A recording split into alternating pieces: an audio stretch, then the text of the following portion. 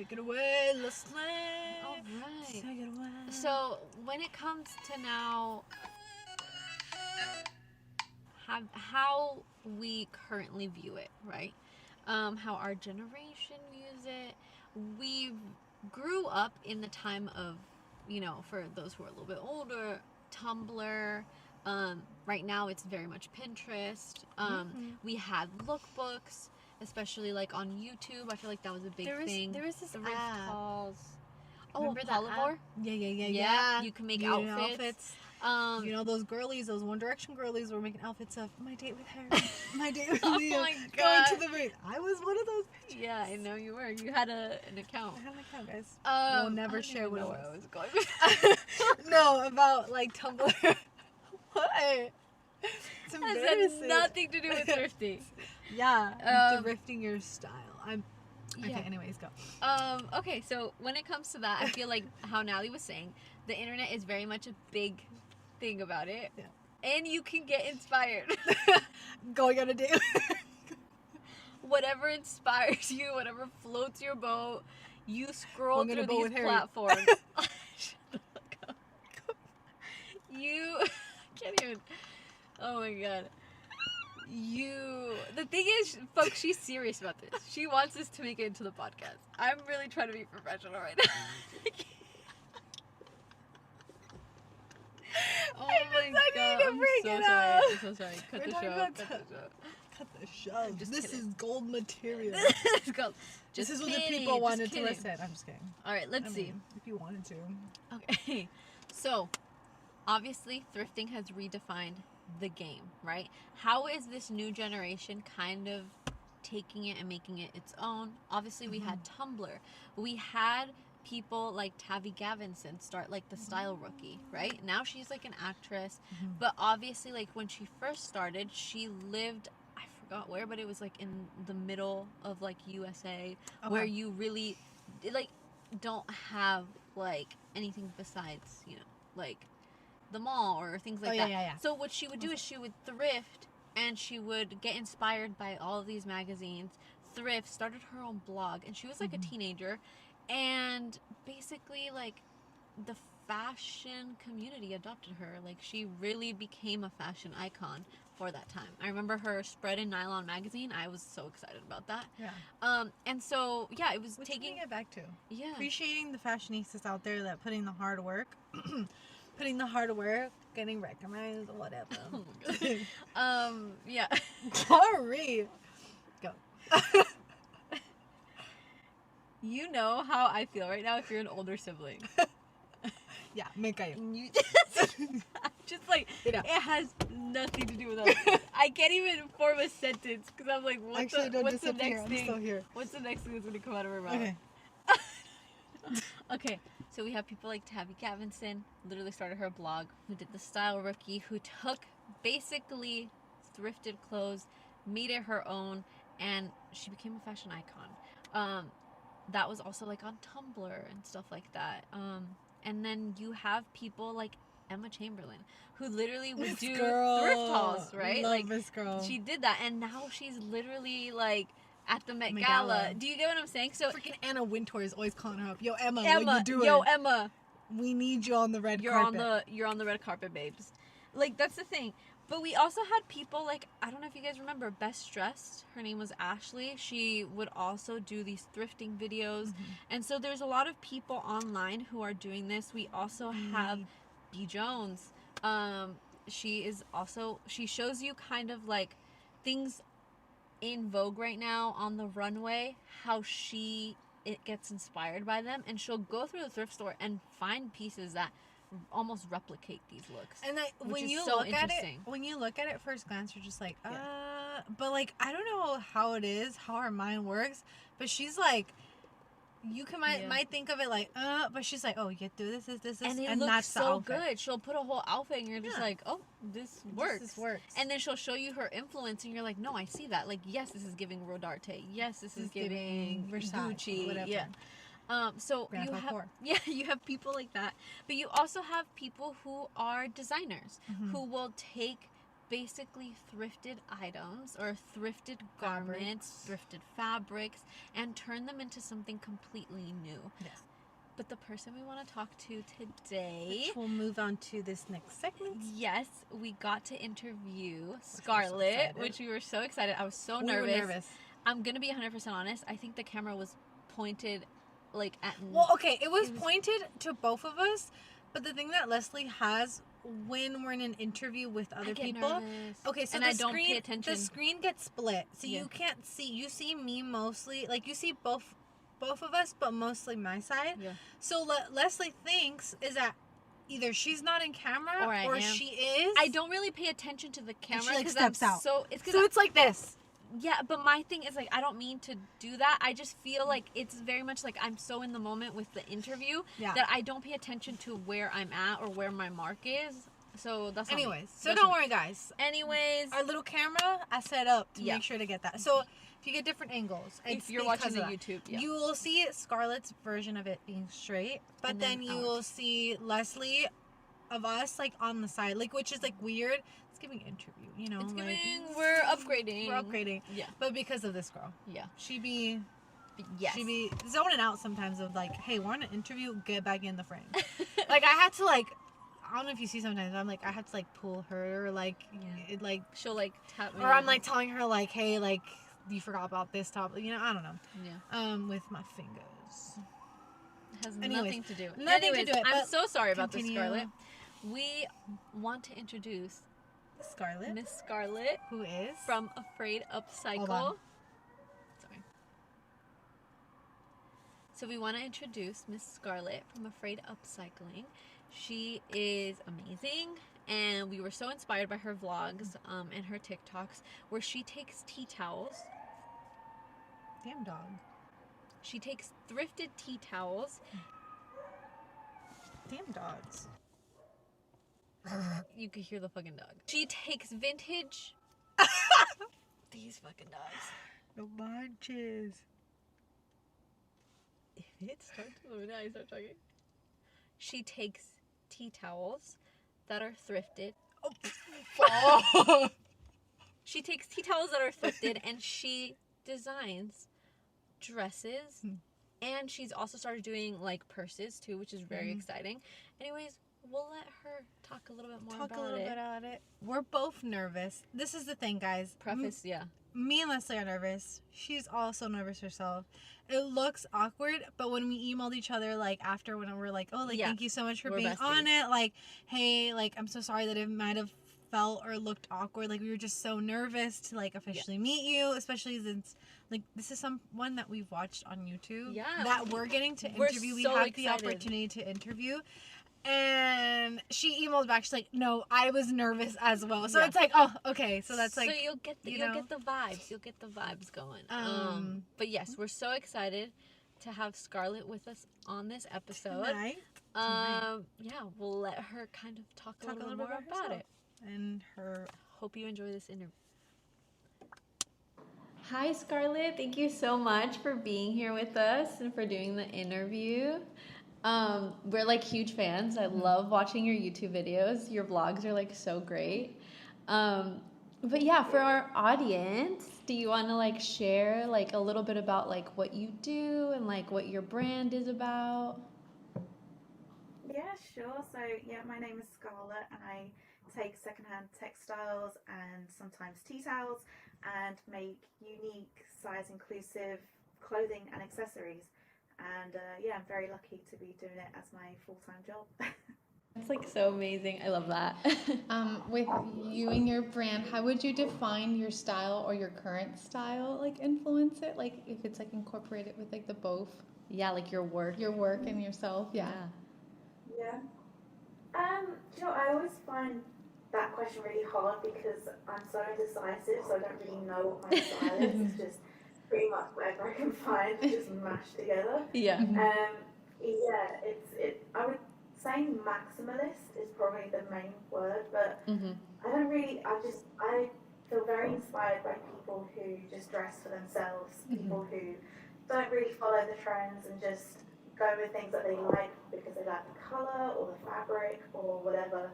So those are like my main influences and what I do. But yeah, I find it really hard to put a label on what style I am, because I try and cater to a lot of people. If it's the goths, if it's the very like bright colored people, it's just a merge. Yeah, I also saw that like in one of your recent vlogs, you were talking about like Art Nouveau and kind of getting inspired by that too, which I think is also like really like fun and unique. Yeah. Yeah, my style has changed. It changes all the time. It's constant. Different decades, different parts of the decades. It's just, I don't even know. It's like a little bit of everything, you know, especially with all the trends coming up. You're like, I want to taste it a little bit. Yeah. Yeah, it's like a little bit of everything. Yeah. Like that, I like that. And you're like, we're going to mash it together. I love that. How do you go from like finding, you know, like the tea towels and like the fabrics, like, and then kind of designing the piece? Like, what is your process like, you know, through like designing? Yeah, I mean, for the tea towel dresses and things like that, it's quite simple. It's just find the tea towel and then kind of gauge what like vibe it is, sort of like the colors that are in the tea towel, and then I just go through my stash, which is massive, and then just find fabrics that like fall off the shelves and just fall onto the piece. So yeah, I'm quite lucky that it's quite easy for me. But then when it comes to like making stuff for myself, I like love draping, which is weird because it's like not something that I do in my own like business, but I just take the little elements that I like and then just whack it on a mannequin and then hope for the best. So yeah. I love that. So like for like the pieces that you sell, it's more like pattern based, right? But then more for like for your own, it's, I love that. Yeah. I feel like that's also nice to know that you have like two styles of like the way you design that kind of go behind it, which is really cool. Yeah, I think a lot of people sort of fall out of love with sewing because they do it full time, but if I can do the things I like for myself along with the stuff, obviously I absolutely love what I do full time, but like to have a bit more creative freedom with the things that I make for myself, yeah, it's a good balance at the minute. Almost like re-inspiring yourself again, like through everything. That's cool. Yeah, definitely. What are like the best tips that you could give to someone like for thrifting, for like either it be like for the cute little tea towels that you do or just fabrics in itself? Yeah, for like tea towels, I mean, you can get anything on a tea towel, any animal, any flower, anything. So, I mean, when I look for something really specific, I just choose something that I love. So, like cats, I love cats, and I have loads of cat tea towels. So just whack that into a search engine, and you'll find loads of things with cat tea towels. But then with fabrics, I mean, I'm quite lucky that my explore page is quite tailored for what I like. But if there's like a certain fabric that you come across and you see the brand or the sort of era that it's in, then just get your notes down and then just search that way. That's the best thing I can suggest. Yeah. And then what like new projects do you have working on, or like are you working on a new collection or anything like that? Yeah, I've got a tea towel design drop happening on the 13th, which is next week. But I mean, I'm still learning to pattern cut myself. So currently I get everything done by a grader. So this is something that I would like to do, to then release more patterns and more DIY upcycle part, because I really enjoy that part and I like that I could hopefully inspire people who upcycle. So I'm definitely leaning towards the more upcycling for other people kind of route. So it's a slow process, but I'm getting there. I feel like also like I think because you were saying how you kind of do everything yourself, right? So it's kind of like a one woman show and you're kind of like trying to do as much as you can, which is like so cool to see. It's so hard. Yeah. You're like, I'm doing it and it's good. It's going. Yeah. Get some small business friends and you can all just talk about it together. But it's pretty fun. It is hard. I love that. Yeah. And then where can our like listeners like kind of keep up with you, to kind of keep up with like the drop and any like new things that you're working on? social media, so Instagram and TikTok is Afraid Upcycling, and YouTube, it's all the same, just Afraid Upcycling. I love that. I'm like, we'll put all the links everywhere. Yes. Yeah. Show them too. Thank you. Yeah. And ourselves will always follow you and be looking at your videos. We're like your fans and everything. Yeah. I know. we were like really nervous kind of going into the interview, and I was like, I can't believe it. She said yes. It was so nice meeting you, Scarlett. Thank you for coming on with us and chatting with us as well. I know. You're like on the other side of the world, but thank you. No, my play's ending and yours is starting. Yeah. We're like a good in between to see what time for both of us. Yeah. I know, we were trying to figure it out, and I was like, I think this would be okay because it's kind of like in the middle. It's not too late, not too early. Yeah. Yeah. Thank you so much. Thank you. Yeah, thank you. Thank you so much. Bye. Bye. The camera. All right, so bringing it to the idea of how it's being portrayed on the runway with these designers, right? I feel like keeping the meaning of what thrifting means. So a lot of these things are upcycling, right? Which Natalie will put the definition of what upcycling means, because there are different terms when it comes to sustainable fashion. And so upcycled collections, we have a pioneer who, she's always been an activist for sustainability, and it's Stella McCartney. Yes. Oh, her dad is the guy from the Beatles. Yes, he is, if you didn't know. But besides her, you know, she's one of my favorite Nepo babies. Yeah. She's well-deserved as a designer and respected. She's known for her sustainable practices. She really incorporates upcycled materials and vintage textiles into all of her collections. And she really designs it, really reclaiming these fabrics and promoting eco-friendly. And it's very innovative, I think, because for someone in that luxury space, that was something that wasn't really like valued or looked upon when she first started doing it. So I think it's really nice that she kind of paved the way for that. Another upcycled designer, we have Christopher Rayburn. He utilizes surplus military fabrics. So it's more heavy duty, and it's stuff like parachutes and like really thick, sturdy materials. And for his runway showcase, it's kind of nice because he also incorporates a lot of outerwear and accessories, which makes sense with the types of materials that he's using. So I feel like those are two major designers right now where you see it throughout their whole collection and kind of the philosophy that they work with. Moving into now like the vintage and retro influences, because a lot of these designers get influenced by these type of silhouette garments and fabrics. The first one that we can all think about is Gucci. Gucci has frequently drawn inspiration from vintage and thrifted aesthetics, which I think is so funny that people did that picture of Harry on the runway with that suit.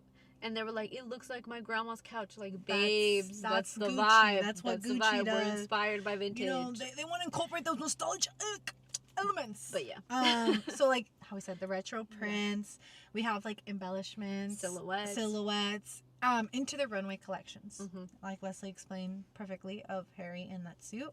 I was one of those people that said that was your grandma's couch. Anyways. So this, like, their approach blends the high fashion with a sense of like nostalgia and individuality. Yeah, I thought you were gonna say another word. I was like, anyways, so like that's like what it is. Even though like you can be like, okay, but like they be having the Jackie bag, they be having, but it's like it's authentic. It's influenced by that. It's influenced. Like this is a vintage piece that they repurposed in a way, and they brought back to like to what they need now. Yeah. And then the other designer brand is, can you please say it for me, because I don't think I'm going to say it. Moschino. Okay, I was going to say that, but I was like, no, that's wrong. Moschino. Moschino. Moschino. People have said it very differently. You know who we're talking about. We'll put the name right here. Moschino. Yeah. Anyways, which is under Jeremy Scott's creative direction. embraced thrifting and his eclectic influence. Eclectic influence. That too many C's, guys. Sorry, sometimes I do the notes and I use big words. I'm sorry. She forgets. She's dealing with me. So you know, we've seen it before occasionally with his bold prints. We can identify Jeremy Scott's designs with his bold prints, with his vintage motifs and like playfulness, like that is incorporated to pop culture references. Yeah, which he has done a lot of collabs with, like celebrities. He's done a lot of collabs with singers. With this, I think one of them was, if I'm not wrong, if that's the same person, with Little Mix. I've also done this. But those are the two brands that still incorporate the vintage retro elements in their design, in their new collections, even if it's a new collection. Like that's something that they always touch on. Yeah. And they play with, and they get to kind of evolve. Yeah. Well, another way that you see it on the runway, you see it in the fashion world. We have designers who are using fabrics, who are using innovative technology to kind of help with dyes and the whole process of things to make it sustainable. You also have designers who are influenced by retro styles, retro fabrics, or vintage fabrics. You also have a lot of independent designers who are using thrifted materials or who are repurposing items. So you have those. But another way is we have the sustainable fashion initiatives, right? So during Fashion Week, various cities, designers, and brands, they all kind of participate in this movement, and they include upcycled or vintage pieces into their collections. Or even there's people who, you know, they get photographed for their street style, and they'll dress in thrifted items to go to these shows or to be seen and taking, you know, the pictures basically. And so I think just having this idea that thrifting can not only be a thing of artistry, but it's also this thing of like, it's a movement for a better world and for sustainability. I think it's really nice to merge those two together, highlighting like the important, like what thrifting, how it started, how it's evolved, and how it's evolved to what it is now. Because it used to be something that was maybe shameful or you looked down on, and it's evolved into something kind of beautiful, and it's kind of been like, you kind of, I don't know, you take initiative into like, no, I'm doing something, I'm creating something, and we're paving the way for something new and something better. This was a really fun episode to talk about and to do. I do feel like a little bit of a hypocrite because I don't have any of my thrifted items. But you do I feel like out of everyone, I feel like you do. Sorry, guys. I got into the whole sustainability thing because of Leslie. She got into that. And as well, I feel like you're like a conscious like shopper. You only shop pieces you know that you love, but it's also coming from a brand that is sustainable. So that's another thing. Actually, I'll take that back. This isn't vintage or this isn't thrifted, but this sweater is made out of, I believe, 90% recycled wool, and it is from Reformation, and they've also used like other initiatives in order to help with the water consumption of them as they like make the sweater. So it is sustainable. Your baggy dad jeans? Same goes with my baggy dad jeans. They're Levi's. You know that they're waterless technique. Yeah. And my Golas, I think, are also pretty... Are they sustainable? I think so, right? I think they are. Also, because like I feel like thrifting has now evolved to where now not only is the consumerism growing of like that demand, but now people are demanding sustainable practices from brands. And for them not just to show... I think you're just more consciously aware. You're more just consciously aware. And you're not like having people just say like, oh yeah, we're green, or hey, we're eco-friendly. Like, no, I want the receipts, babes. Yeah. I want the receipts. And we have brands like Reformation. I like that you mentioned that, because I was like, I'm such a fraud. Like, I didn't wear anything thrifted. But I think this goes back to my mentality when I shop of like, what items do I want? And it's items that I use all the time. Like these baggy dad jeans, I wear them all the time. My Golas all the time. These sweaters, I'm going to be wearing it for the fall. So it's true. I think it also has to do with the consciousness of the consumer. And now they're demanding that. They're demanding the sustainable practices. They're demanding that we know the whole footprint of the process of designing just a single garment. where it started, where you got the fabric, where you got the textiles, how who long did it takes to make how it. long it takes, the amount of water used, the amount of energy used, the amount of, like, Which every single little detail. I applaud designers like Scarlett because they show you the whole process, right? They show you the whole behind the scenes. And they also create something amazing out of, like, something that could have just stayed at the thrift store, like tea towels. Yeah. You know? And I feel like that's, I mean, Scarlett herself, like, she's willing to tell you where she got the fabric, how she shops for the fabric, where she goes for the fabric, where other people who want to get into the fashion world sometimes fall behind on that. Yeah. But for people to come forward and explain to you and tell you where they're coming, you know, to have that going, truthfulness, that honesty. They're going through the, like, right direction. And I feel like that's why it's important to also support these designers, to definitely go and support them, because, you know, especially small businesses that practice sustainable things within the beginning of their process to the end, and you know, are conscious and conscious. So, you know, go out, support these small businesses that are sustainable, brands that do promote themselves as sustainable and give you that footprint, but at the same time also support those YouTubers, those, like, Instagram influencers that are paving the way for us to now not only rely solely on fast fashion, but going secondhand. And realizing that there's style. How to style it. Which it's I think is beautiful. No, I think it's beautiful. I feel like everyone has a sense of style. It's just finding your own way.